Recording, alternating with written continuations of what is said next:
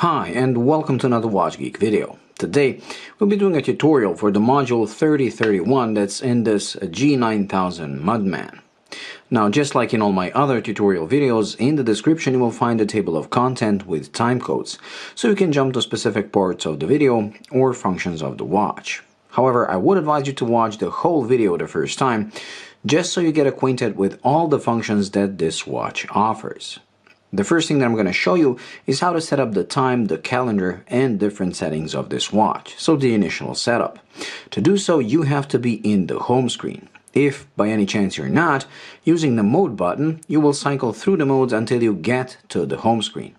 Once in the home screen, you have to press and hold the adjust button to enter the adjusting screen of the home screen. So press and hold. There. Once you get into the adjusting mode, the first thing that the watch is going to ask you is to reset the seconds. Now, this is used so that you can sync the watch to the correct time. You reset the seconds with the lower button, and if you do it between 30 and 59, like so, the seconds are going to go to 0 and the minutes are going to move by 1 up. So let's do it, like so. If, however, you reset them between 0 and 29, the seconds are going to go back to 0, but the minutes are going to stay unchanged. So let's do it as well, like so. This is what you do with the lower button. However, while you're in the seconds reset mode, using the upper button, you actually change the duration of the backlight. Because as you can see, you have this little symbol right here. And if you press this, it's going to change. So this is now the long duration, which in this case is 5 seconds. So after you press the light button, the light is going to stay on for 5 seconds. If you put it to this smaller symbol, it's going to be 3 seconds. And I believe this is one of the longest lasting light functions of any G-Shock. So like I said, you toggle it with this. Okay, moving on. Pressing the mode button, the watch is going to ask you for the DST, or Daylight Savings Time. This is the summertime. So when you're switching between summertime and wintertime, you get to this part, and by pressing the lower button, you simply toggle it on or off, and you will see that the hours change accordingly, like so. Now please excuse me if you see me having trouble pressing these buttons, but they really are very, very hard to press, and this watch is notorious for it. Okay, with the DST set up, pressing the mode button, the watch is going to ask you for your home city. Now, unlike other G-Shocks where you get to choose the actual city, over here you have to know your time zone, or the time difference between your home city and the UTC or GMT. In my case, it's +1 hour, so I'll leave it up here. Now you can toggle it east and west with these two buttons. So as you can see, you can go to half an hour in half-an-hour increments. So +0, 1, 2, and so on. Once you set up the correct time zone, you have to do this correctly because all the times in the world time function are calculated based on this. Once you've set up your home city, you press the mode button again, and now the watch is going to ask you for the hours. And now you can go up, like so, you can go down, and you can even speed scroll if you press and hold this button. Any of these buttons. Pressing the mode button again, the watch asks you for the minutes. Now again, you can go up and you can go down with these two buttons. Pressing the mode button again, the same for the year. So up and down. Pressing the mode button again, the same for the month. And pressing the mode button again, the same for the date. So again, up and down with these two buttons. Pressing the mode button again takes us back to the reset of the seconds and the setup of the duration of the backlight. So if you set up anything incorrectly or you want to change something, you would simply toggle it with the mode button until you get to that again. Once you've set up everything the way you want it to, you just press the adjust button and the watch is going to exit the adjusting screen. And that's pretty much it. You've just set up this watch correctly. Now we're going to cover the home screen. Now in the home screen, this watch is going to display the hours, the minutes, the seconds, the day of the week, the month, and the date. Over here you have the status for the alarms, over here for the flash alert, and this is just a gimmick to show you the running seconds. The display up here and down here is actually the display for the stopwatches, as this watch has two stopwatches.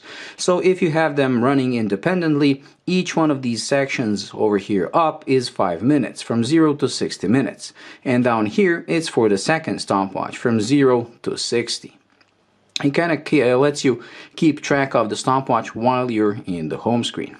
Now, while in the home screen, like we said, pressing and holding the adjust button is gonna take you to the adjusting screen.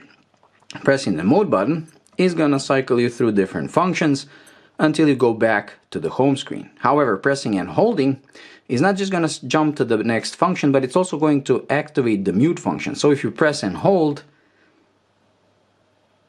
the watch is going to activate the mute function. You're going to have this little mute indicator here, and now the watch is not going to make any sound when you operate the buttons, like so.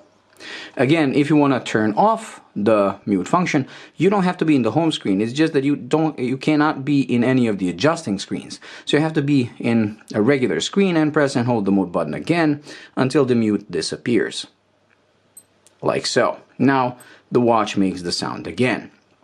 Pressing this lower button is going to toggle between 12 and 24 hour display while in the home screen. So as you can see, now we have the 5 p.m. and pressing it again takes us back to the military time where we see the 24-hour display. Pressing and holding for more than 5 seconds is going to activate the flash function, like so. Now you have this indicator right here, and now whenever an alarm goes off or a countdown timer reaches 0, the watch is going to beep, but also the backlight is going to flash. To turn off the flash function, again you press and hold this button until the flash indicator disappears, like so. Pressing this upper button doesn't do anything. However, if you press and hold the button, you're going to activate the auto lights. You just press it and hold until the auto EL is displayed here, and now when you put the watch level and tilt it to your face, it's gonna light up the screen. And since this is not a solar watch and it doesn't know when it really needs to light up, to save the battery, it's gonna turn itself off automatically, or you can turn it off manually by pressing and holding this button again until the auto EL disappears from the screen. So press and hold, and there, it just disappeared. Pressing this is naturally going to activate the backlight. And that's pretty much it when it comes to the home screen. So let's move on. The next function is the stopwatch 1. Now these two stopwatches, we're going to cover stopwatch 1 and then stopwatch 2. Although they both go to 1000 hours, this one is slightly more advanced. So while in the stopwatch, you can naturally start it with the lower button, you can stop it, and you can reset it with the upper button. You can also do the split times. So you start the stopwatch, pressing the upper button is going to freeze the screen while the stopwatch keeps running in the background. Pressing it again unfreezes the screen, and you can do the first and second place. So if you have two runners, when the first one goes through the finish line, you press the upper button. When the second one goes through the finish line, you press the lower button. And now once you've written the time of the first runner, you press the upper button and the watch is going to display the time of the second runner, and pressing it again is going to reset the stopwatch.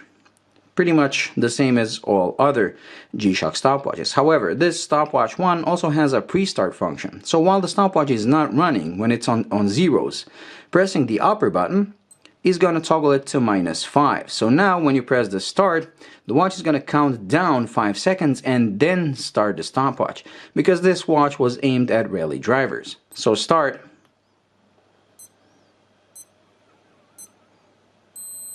and there, and now it starts. Again, stop it, reset it. Now stopwatch number 2. Stopwatch number 2 is the same as stopwatch number 1, so you can start, stop, reset. You can do the split times and you can do the first and second place. The only difference is that this one doesn't have the pre-start function. So this is just a regular 1000 hour stopwatch. And that's pretty much it. Okay, moving on. Next is the countdown timer. This comes with a 24-hour countdown timer that can be set up from 1 minute up to 24 hours. So you can start it. Once it reaches 0, it's gonna beep. You can stop it and you can reset it with the upper button. Now to adjust it to any time between 1 minute and 24 hours, all you have to do is press and hold the adjust button, and now the watch is gonna ask you for the hours. You can go up, you can go down with these two buttons. Once you've selected the hours, pressing the mode button is gonna take you to the minutes. So again, you can go up, you can go down.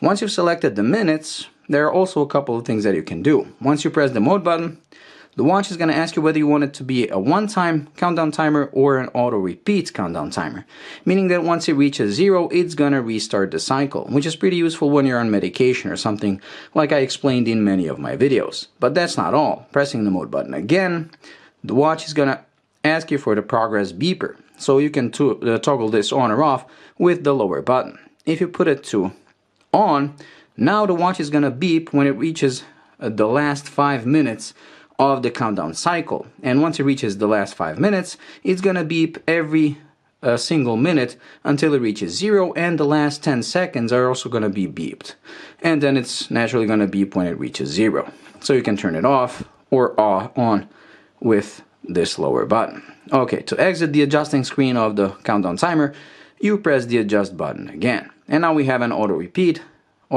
timer, and like I said, you can turn off the progress beeper on or off. And that's pretty much it. Moving on, the next function is the alarm. This watch comes with 5 alarms, with one being a snooze. To go through the alarms, you press this button right here, and you can go up and you can go down with these two buttons. So alarm 1, alarm 2, alarm 3, alarm 4, the hourly chime, and the snooze alarm. You can turn on any of these on or off by pressing the adjust button. So now we've turned on the snooze alarm, and it's going to go off at midnight. To turn it off, you press the adjust button again. To turn on the hourly chime, you select the hourly chime and press the adjust button, and now the watch is going to beep every hour.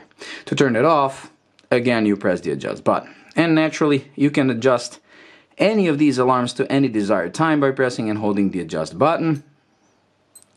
Once the watch enters the adjusting mode, you can go up, you can go down with the hours. To adjust the minutes, you press the mode button, and again you can go up, you can go down.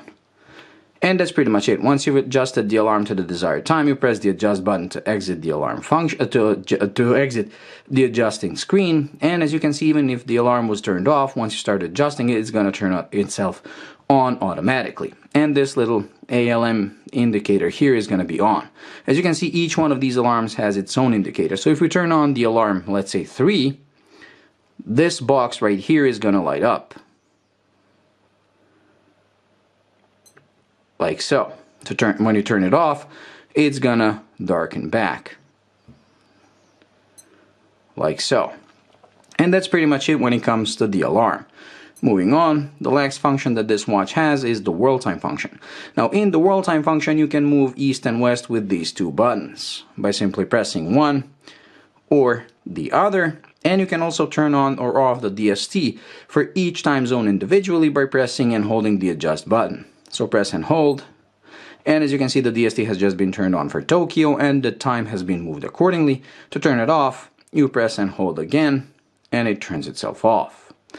Okay, pressing the mode button again takes us back to the home screen. And that's pretty much it. This pretty much covers the whole tutorial for this module and this G9000 Mudman. Now I do apologize for a pretty shaky recording experience, but the problem is that these buttons are really so hard to press that I have to, wiggle the watch to get the proper presses. And I have to admit that I've never gotten so tired from doing a tutorial as I did with this. These buttons are really, really notorious for a reason. They really are very hard to press. Anyways, that's it when it comes to this video, so I hope you enjoyed and found it useful. If you did, please like and subscribe, and until the next video, bye.